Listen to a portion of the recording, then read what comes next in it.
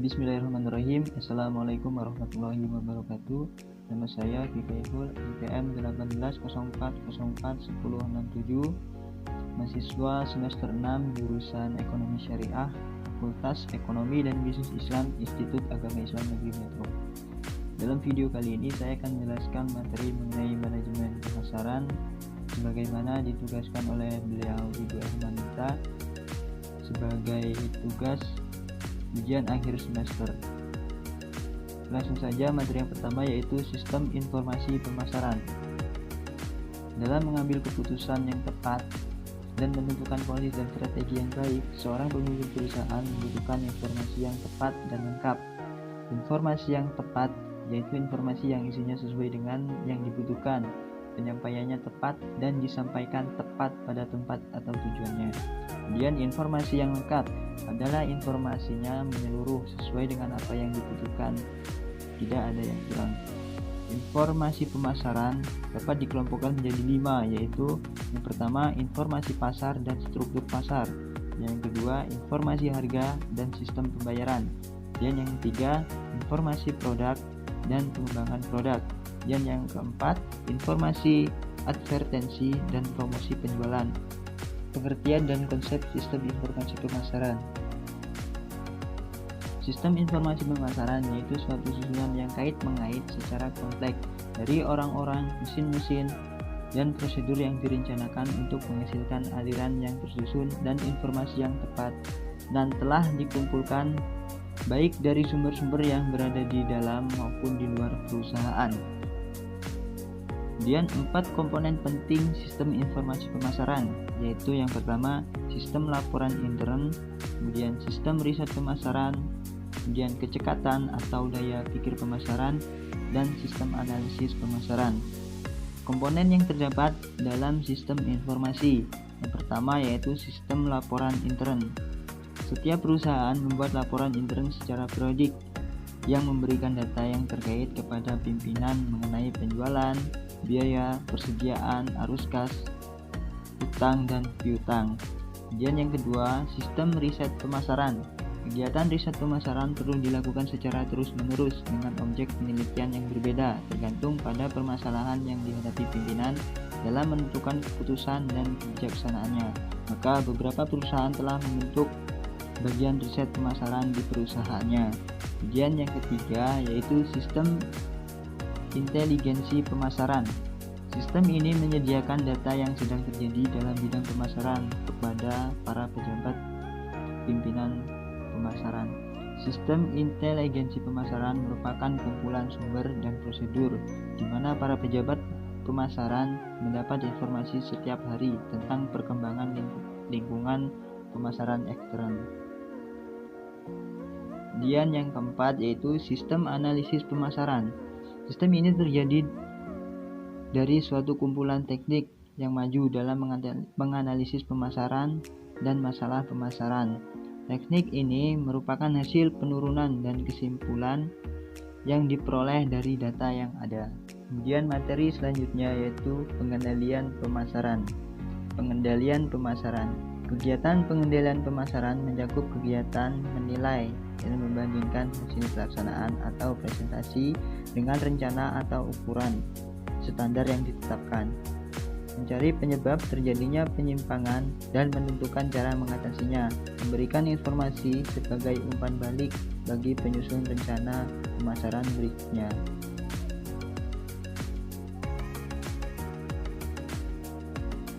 Ruang lingkup pengendalian pemasaran. Seorang manajer pemasaran dalam usaha mencapai tujuan dan sasaran di bidang pemasaran bertanggung jawab atas pembinaan dan pengembangan tenaga pemasaran, pembinaan dan pengembangan organisasi bidang pemasaran, dan pembinaan dan pengembangan sarana dan prasarana di bidang pemasaran. Pelaksanaan tugas dan tanggung jawab tersebut membutuhkan kemampuan untuk menganalisis informasi dalam rangka menilai, mengecek, dan memonitor hasil presentasi yang telah dicapai, yang sering disebut sebagai pengendalian pemasaran. Kemudian dalam melaksanakan pengendalian pemasaran dilakukan beberapa analisis, yaitu analisis penjualan, analisis biaya pemasaran, analisis rentabilitas, analisis produktivitas, dan analisis efektivitas. Pelaksanaan pengendalian pemasaran membutuhkan 3 langkah yang penting, yaitu yang pertama, menentukan standar presentasi yang digunakan. Kemudian kedua, menilai atau mengukur hasil presentasi dengan membandingkannya dengan standar presentasi yang telah ditetapkan. Dan yang ketiga, menggunakan hasil penilaian untuk dasar penganalisa keuangan, kelemahan, kesempatan, dan ancaman. Sistem pengendalian pemasaran. Syarat-syarat pengendalian pemasaran yaitu adanya penentuan target atau objektif yang jelas, sehingga semua aktivitas atau usaha diarahkan untuk pencapaian target atau objek tersebut. Kemudian target atau objektif berupa jumlah unit yang dijual, volume, atau omset penjualan. Kemudian yang ketiga, adanya pembagian atau penentuan tugas. Dan yang keempat, pelaksanaannya hendaklah secara teratur, yaitu secara berskala seperti bulanan, agar dengan program yang teratur dapat diikuti letak penyimpangannya. Kemudian pada dasarnya ada 2 sistem dalam pengendalian pemasaran, yaitu yang pertama, sistem pengendalian terbuka, yaitu semua pejabat atau pelaksana di bidang pemasaran mempunyai wewenang yang terbatas. Semua masalah dilaporkan dulu pada atasan, dan atasanlah yang mengambil keputusan. Jadi semua kebijakan dan masalah diputuskan oleh manajer pemasaran.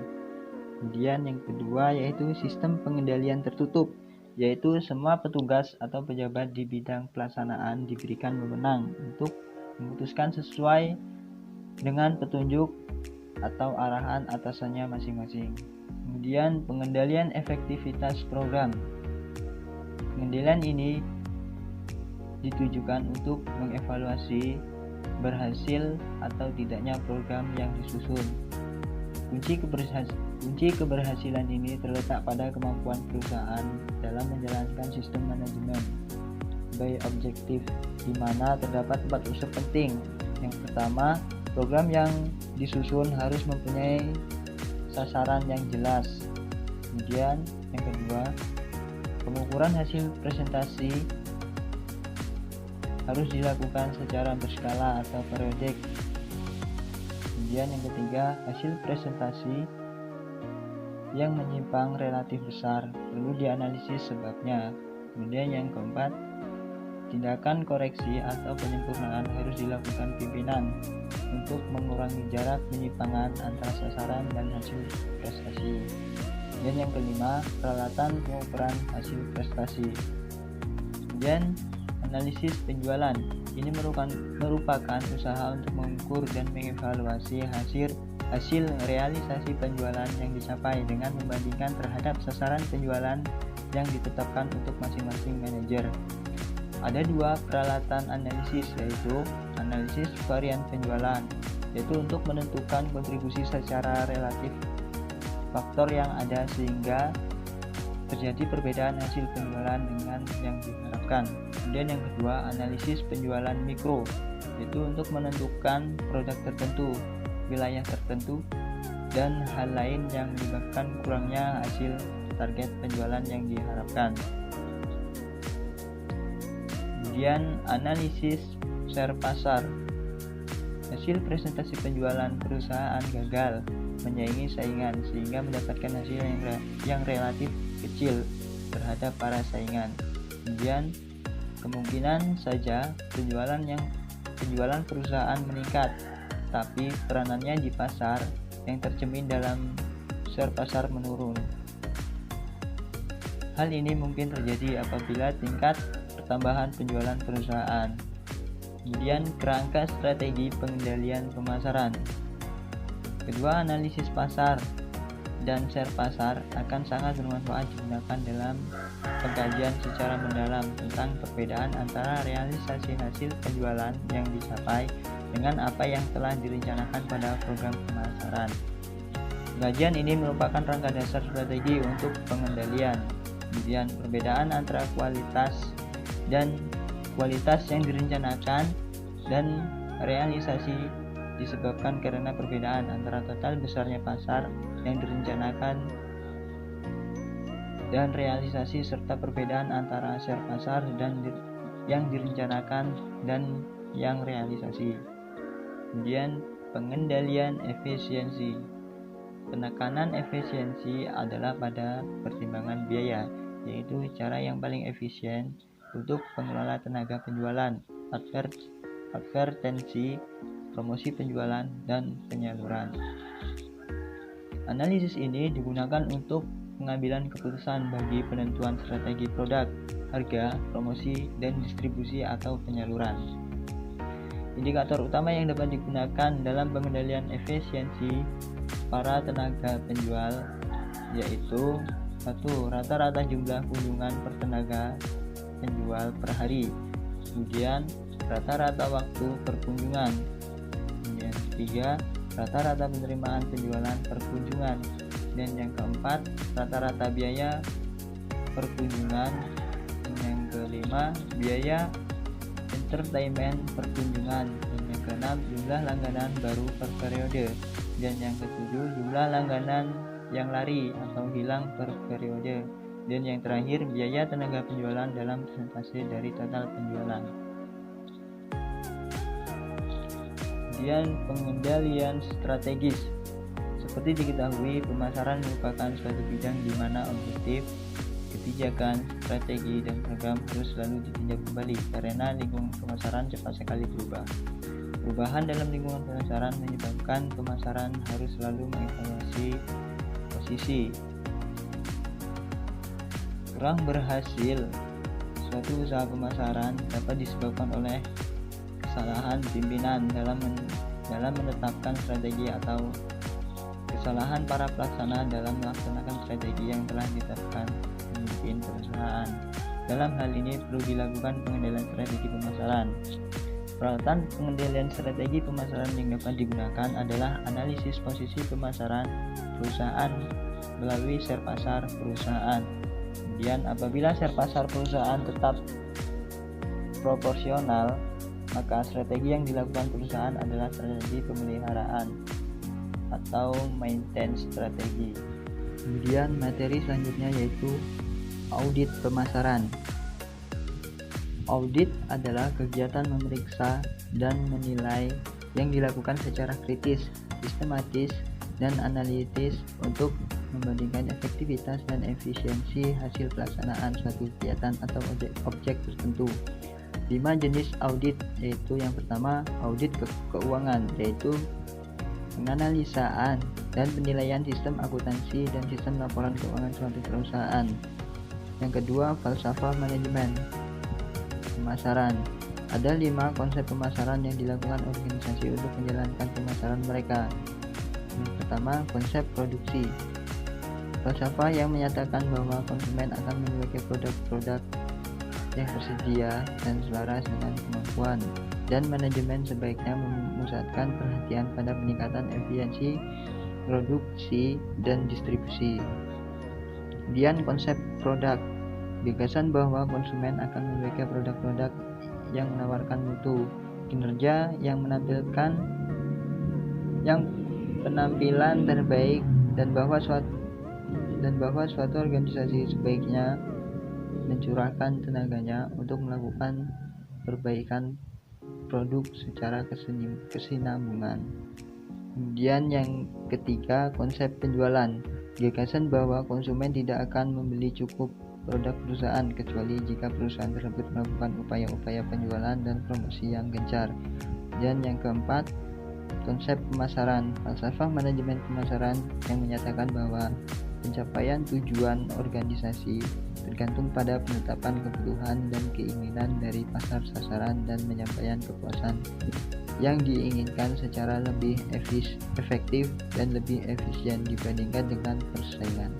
Kemudian materi yang terakhir yaitu meneliti dan memilih pasar sasaran melalui segmentasi dan targeting. Segmentasi menurut Crowther dan Armstrong, segmentasi adalah usaha untuk Membagi pasar keadaan kelompok-kelompok yang dibedakan satu sama lain dalam hal kebutuhan, karakteristik, dan perilaku yang mungkin akan memerlukan produk-produk dan strategi pemasaran tertentu untuk menjangkauannya. Pasar yang tersegmentasi dengan baik dapat dijangkau dan dilayani lebih efisien dan lebih mudah dikelola karena cenderung memberikan respon yang homogen terhadap suatu stimuli. Kemudian variabel segmentasi pasar menurut Coulter dan Armstrong 2004 adalah segmentasi geografis, kemudian segmentasi demografis, yang ketiga segmentasi psikografis, dan segmentasi perilaku. Kemudian yang kedua yaitu targeting, adalah penetapan pasar sasaran di mana perusahaan harus mengevaluasi berbagai segmen dan memutuskan segmen mana yang akan dilayani. Kemudian yang terakhir yaitu strategi pemasaran. Strategi pemasaran adalah unsur-unsur perusahaan yang logis untuk pencapaian suatu tujuan pada lingkungan pemasaran tertentu. Tujuan-tujuan pemasaran yang umum adalah profitabilitas, yaitu pertumbuhan penjualan, pengembangan market share, pemimpin pasar, produktivitas, mempertahankan pasar, dan sebagainya. Strategi pengembangan barang baru. Ada 6 strategi yang dapat dikembangkan. Yang pertama, sebagai penemu dan pelopor barang baru, mempertahankan pasar. Dan prosedur pengembangan barang baru. Pengembangan gagasan dapat diperoleh dari pertama, kebutuhan dan keinginan konsumen. Demikianlah sedikit materi yang dapat saya jelaskan, kurang lebihnya saya mohon maaf. Saya akhiri. Wassalamualaikum warahmatullahi wabarakatuh.